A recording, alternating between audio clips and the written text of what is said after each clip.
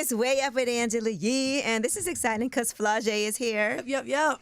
I've been wondering when am I going to have a chance to sit down and talk to you. I know, this is great. This is full circle, very much so. Yeah, I'm excited. I was at BET Awards when your project came out, Best of Both Worlds, and I was like, let me pop this on and see what she's talking about, and very impressive. Thank you so much. That means a lot coming from you. So congratulations on that. And to be clear, like, you've been doing this since you were a kid. Yes, absolutely.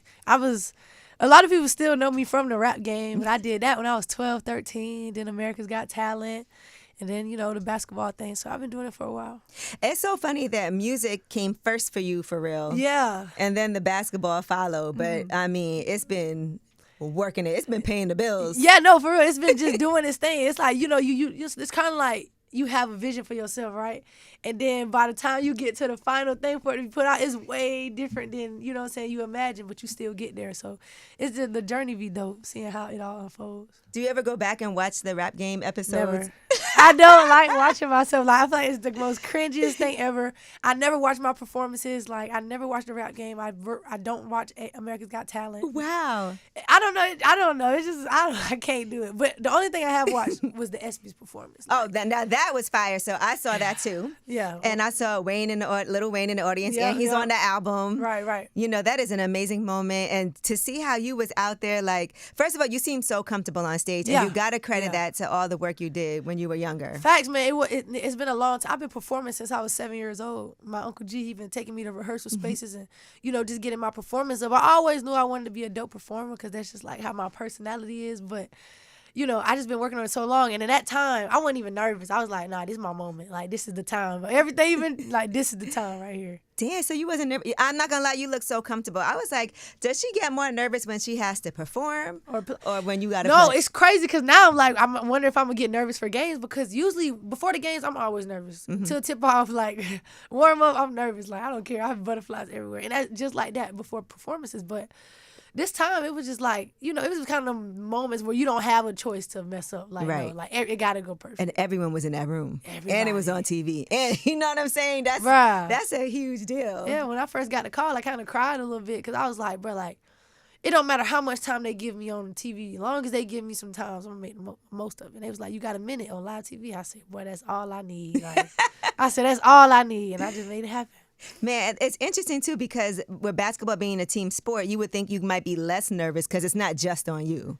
I mean, people come to see you, but when you out there by yourself but on that stage, all eyes just on you. it don't even be about the eyes. I don't think it's more so just about everything going according to plan. Like, anything could, you know what I'm saying, happen. And so for me, like, on the team, I'm still like a captain. So I still have to lead 14 other girls, you know what I'm saying? That's true. And give them confidence and everything like that. So I really don't have time to be nervous, but, it's all the same. Now, listen, you're from Savannah, Georgia. Yep. One of my friends who works in the music business, Tracy, she's from Savannah. Tracy, oh my God, I love her. She loves you too. So that's true because I was with her in LA. Yeah. So I was listening and I said, I'm listening to this Flau'jae. She said, she's from Savannah, girl. Yeah. No, Tracy, I'd seen her at the Cash Money party they did for Baby in LA, and we linked up, and I just did my give bag, and she was like, then you got to tell me next year. I'm going to make sure I help you with that. But she's good people. It's dope seeing, like, successful people come out of Savannah, you know what I'm saying, pour back into the city because, we got a small city, so it's dope to see that. Yeah, Quando Rondo, I interviewed him. He's also from Savannah. Yeah, that's my man. Okay, see, look at that. Yeah, Savannah's small, you know what I'm saying? So we all got, like, family and things like that, but Savannah's small. He was, like, the first person that kind of, like, after my father, I feel like really, like, put Savannah on the map for real, like, back. And, that's my dog. He talented, for sure. Yeah, and honestly, when I think about everybody watching LSU and watching, like, the finals and how important women's basketball has become, right? I think it's amazing, like, just the progression because somebody like you shows that you could be fly. Right. I think there was this misconception about, like, women basketball players. Yeah. And now it's like, okay, y'all see what it really is. Right. And I think that's a amazing, wonderful thing. It's a great time. And it took a long time for people to be able to catch up. Yeah, it did. And I think, like, women's basketball, as far as the competitiveness, have always been the way it is. It's just about, like, what the media put eyes on and what makes it popular. We going through a time right now where women's sports is on the surge. And it's just dope to be a part of. And just now understanding, like, learning about more superstars and people who are in our, in our league. Yeah, because I've been going to WNBA games. Way back in the day, I used to do marketing for the Liberty. Yeah. I saw you with Ellie, too, by the way. Yeah, Ellie's the queen. I love Ellie. It made me feel like maybe you're going to come play, when you're done with college. Yeah, whoever drafts me. Come for New York Liberty. That'd be so exciting. Right. I love New York, Just so you know, we would love to have you. Not as lead recruiting. No, I love New York. I fell in love with New York, I swear, when I came up here for my last press tour. It was amazing. And listen, I see you already thinking about, so people are definitely talking about your line in the freestyle, 4 a.m. in Miami, and you talking about it would be $10 million for you to join the portal. Yeah. I know. You've seen all the people talking about that. Yeah, no, that was just a cool line. I love LSU. I ain't intending to go nowhere. But it was just $10 million, anybody probably, $10 million, you know what I'm saying? I'll be like, what's up, LSU? Y'all gotta come with the limb. You know what I'm saying? But no, that was just a savvy line I was gonna put in there. When I put it in there, I was like, should I say that? Like, I was like, I don't want folks to get mad. And then Coach Mulkey seen it online or something like that. And he was like, what Flau'jae got going on? I'm like, Coach, I'm just rapping, I promise. And now you had said previously that you always knew you wanted to play for her, though, right? Yeah, for sure. Coach Mulkey. And I know she gets a lot of controversial people feeling different ways about her, but she's been great for you. Yeah, no, for sure. I knew that when I wanted to play for her, when I seen her going crazy on the sidelines during the March Madness tournament, but COVID year, and I was like, yeah, that's who I want to play for. And she had already been recruiting me when she was at Baylor, but I wasn't going to Baylor, no. Mm-hmm. So, when she came to LSU and it was really nothing going on at LSU, I was like, oh, this the perfect time. Like, it was nobody there, and I just took a chance on her. She took a chance on me, and, we just built a great relationship. But Coach Mulkey, that lady, she the best, man.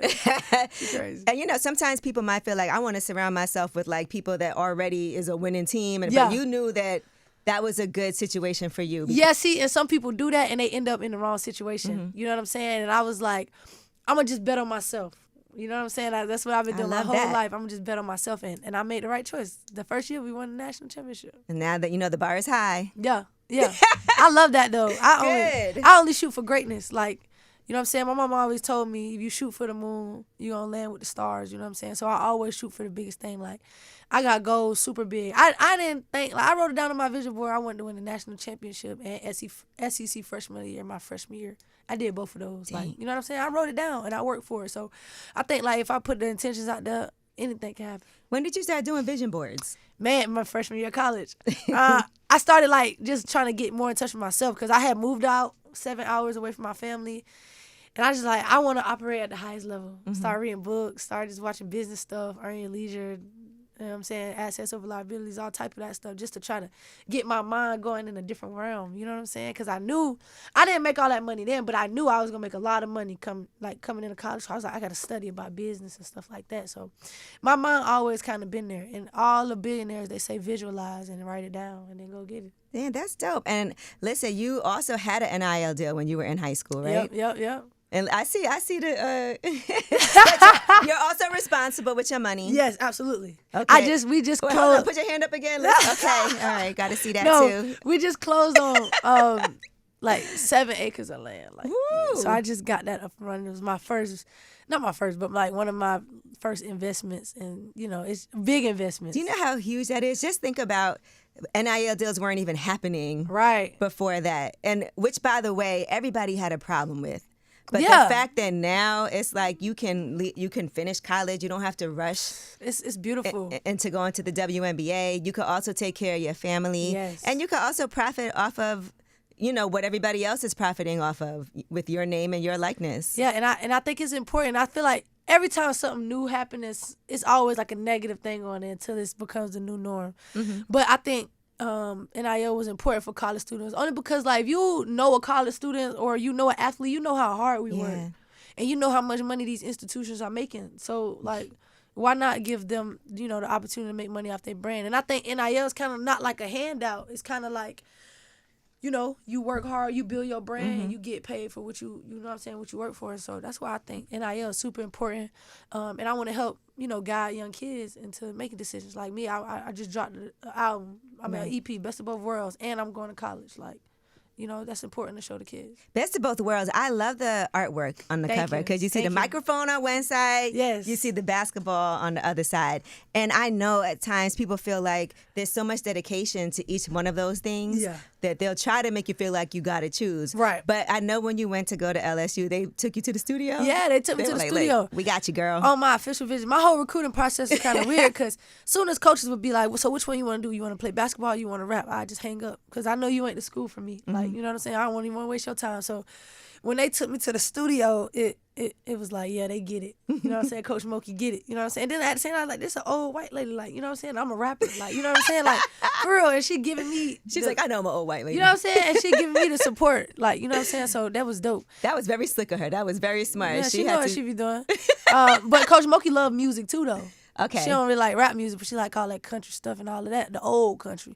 So, she really understand where I'm coming from as far as that. Did you start listening to country music yet? Yeah, she got me on that. She got me on some of it. I ain't gonna lie. She got me on it. She played every practice. I saw you also did the song with Bia and Lakia. Yeah, yeah. So that is really amazing because it feels like they're embracing the fact that you're an artist. Facts. Too, in the WNBA, and I see all of the WNBA players showing love and support. Yes. That has to feel good. That feel great because it's like they get it. Like, they know what it's like to play at the highest level. So they kind of like, wow, like, there's no way she playing at the highest level and doing music at the highest level. Like, it's crazy. And the song with Bia and Lakia came about was with Culture Jam, and they was like, you're going to do a WNBA anthem.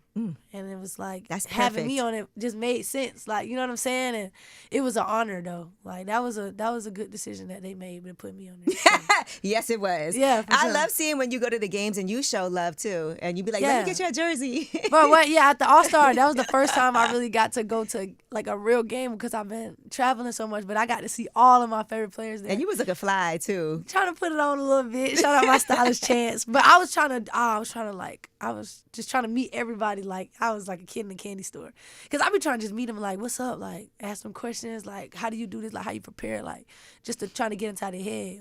But yeah, I got to kick it with Paige Beckers, and we had a good time. And yeah, I just made a lot of new friends. When you weigh in on things, like, what did you think about with the Olympics? People, it was so much controversy over Caitlin Clark and Angel Reese not playing in the Olympics. What were your personal thoughts about that? Yeah, I thought, I know, the behind, all the camps and stuff that the people got to go to, the trials and all the stuff, and they've been doing that for a long time. So it's kind of like they already kind of had the team basically together and practicing, and you know how that go. But I think, they could play on that team right now. You know what I'm saying? With the talent that they got, they also obviously two of the top players in the league, you know what I'm saying? So I think they definitely could have played, but we still going to get that goal. You know what I'm saying? We still dominating, so it's all good. And thinking about how you came out playing, right? You played with the guys first, with the boys, sure. And in AAU and everything. How do you think that has affected your style? And who did you watch when you were like, let me fashion my game after this person? Yeah, it kind of just gave me that dog mentality. Because when you play with the guys, you already like... Because men are dogs. Yeah. No, I'm kidding.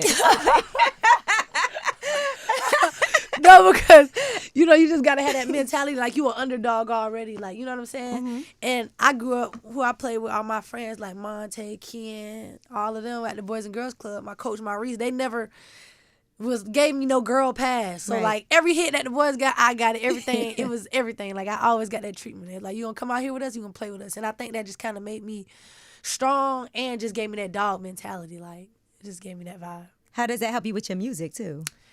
Music, I don't know. Music is totally different. Music is more so just within me, but I'm starting to want to treat it more like basketball, practicing. You know what I'm saying? Mm-hmm. Because when you naturally gifted at something, you tend to just be like, I'm going to just rely on my talent. But I just started to hone up my skills more, become more skilled in what I do and try to get better at it. It's putting up shots in the gym. Plus, a lot of rappers reference basketball in their music. Like you Boss can do Man it D-Lo. From a really authentic space. Boss Man D-Lo is like the number one. He got all the hoop references in it. It's crazy. And you're like, I really know these people. I really play this game. Yeah, no, for real. It's crazy, bro. It's dope. Just seeing, the basketball community extend their love to me. Mm-hmm. I could actually call NBA players and be like, hey, what's up, bro? When you want to work out? It's crazy. You know, call Damian Lillard and be like, look, get on this song with me. Facts. And they respect my handle because they know, how much work I put in. So it's just love. And Lil Wayne, because obviously he's a huge fan. Man, let's talk both about ways. And he posted you. He called you the GOAT. Right.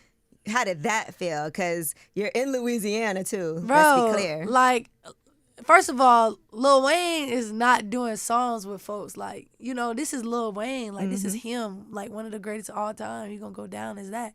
And to have that stamp from him, it was insane. Like, to have the feature for him took my breath. To get the video from him was, like, crazy. But to actually see that he knew my song, like, knew my lyrics. Like, we was at the video shoot, we was really chopping it up, and he was like, whatever you need.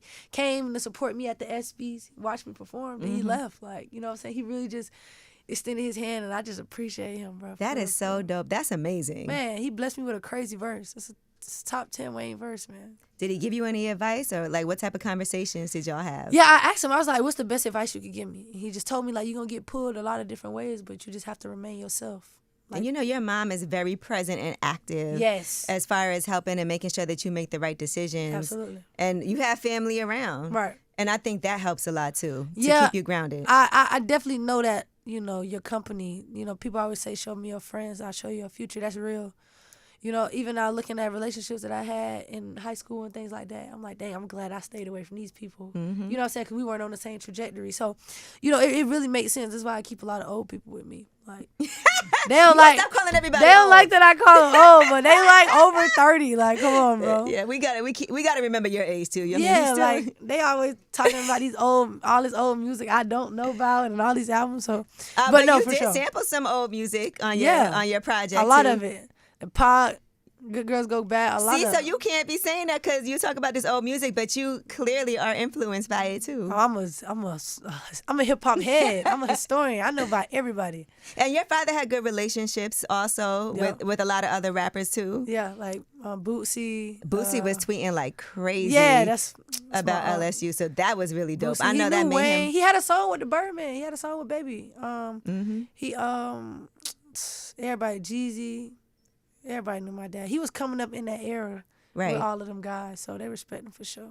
No, they loved him. And do you have like maybe some old verses that never got put out that you could? Yeah, me and Fat Boy and G, we kind of just putting some stuff together. I get real like, touchy when it comes to his music and stuff like that. But it's definitely something that I wanna mess with. Because Savannah they'll go crazy in Savannah if you did something like that. I just want to do it the right way. Right. You know what I'm saying? I want to do it right, and I want to do it with, where I can be enamored in it and immersed in it. I don't want nothing to be rushed, Right. And I'm about to go back to school, so.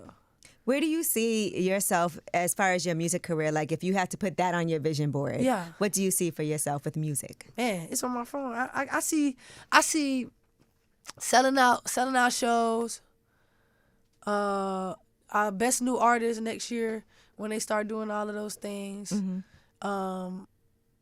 Man, I'm gonna go on an incredible run. It's gonna be beautiful. I want a career. Like I really want a career in this music. I don't want to be an artist that's like, oh yeah, she was hot for this summer and then things died down and she couldn't. Nah, like I wanna set the standard, raise the standard, and then keep going with it. Like I wanna etch my name into the greats of the music. And where do you see yourself when it comes to basketball in your vision board? In that same realm. Trying to become the best player that I could be. And I think once I hit that mark, then that's going to be a lot better than a lot of other people. So, I think if I just focus on myself, then everything is going to happen for me. I think, I put in so much work, and I know how good I can be. It's just going to be about me being consistent enough to do it. So just trying to pray for that consistency. I feel like when it comes to endorsements and deals, you're so marketable. Yeah. Just because you have the talent and skill that it gives you an edge over everybody else. Because not only can we use her for our brand, but she also could do a song. Exactly. She could do a video. And that's the kind of things that I've been trying to intertwine. Like we did the Experian deal, and I had my music in the background playing on the commercials. So there's the things that I always try to incorporate.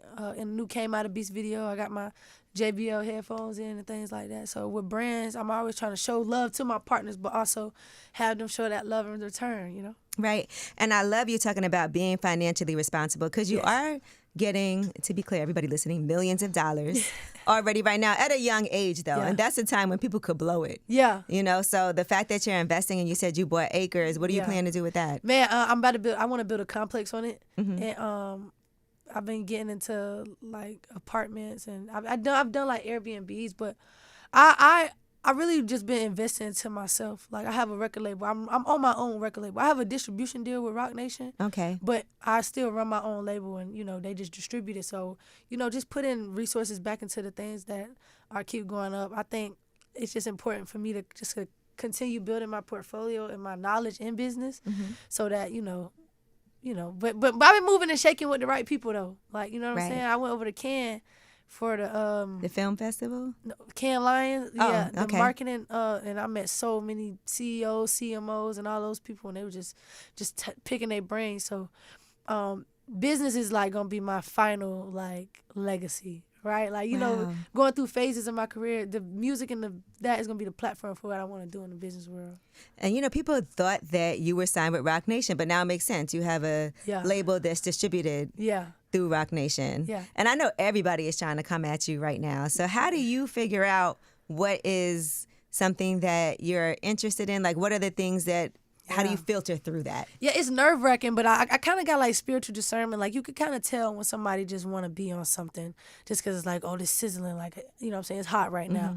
I kind of just like to work with people who actually see the vision and who have a history of consistency.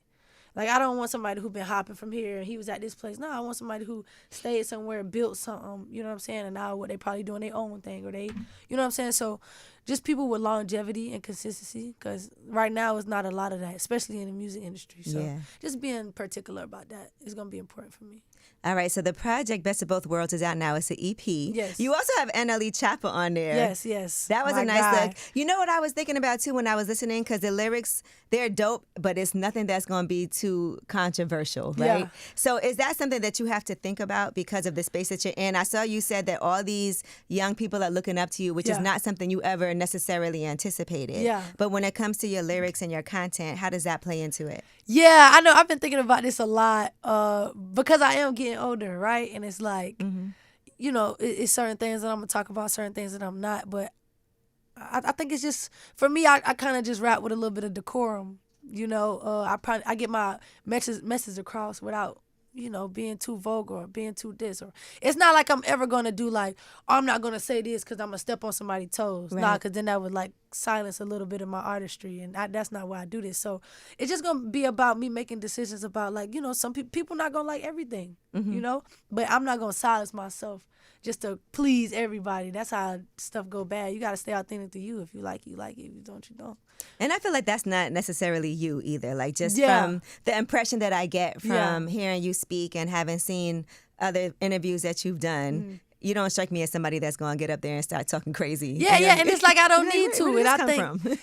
Yeah, that's like my lane. Like, you know what I'm saying? That's like my thing. And I think, you know, I have so many different kind of fans because of that. You know what I'm saying?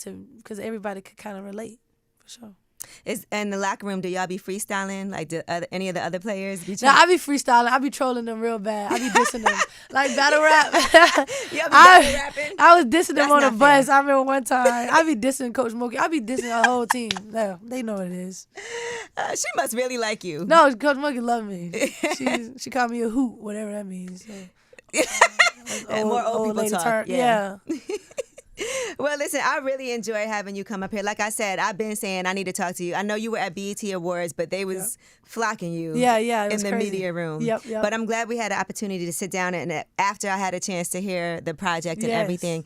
And I'm so happy for you, rooting for you always. Cannot wait for the next season to start because the bar is high, but you up for it. Yeah, I'm up for it. It's gonna be great. I've been getting stronger. I've been getting quicker. I'm more smart, like, on the court. So it's gonna be great. And they help with your breath control on stage too. Yeah, no, I'll be running a mile. So yeah, better be. All right. Well, thank you so much for coming through. And guys, Best of Both Worlds. Make sure you guys listen to that.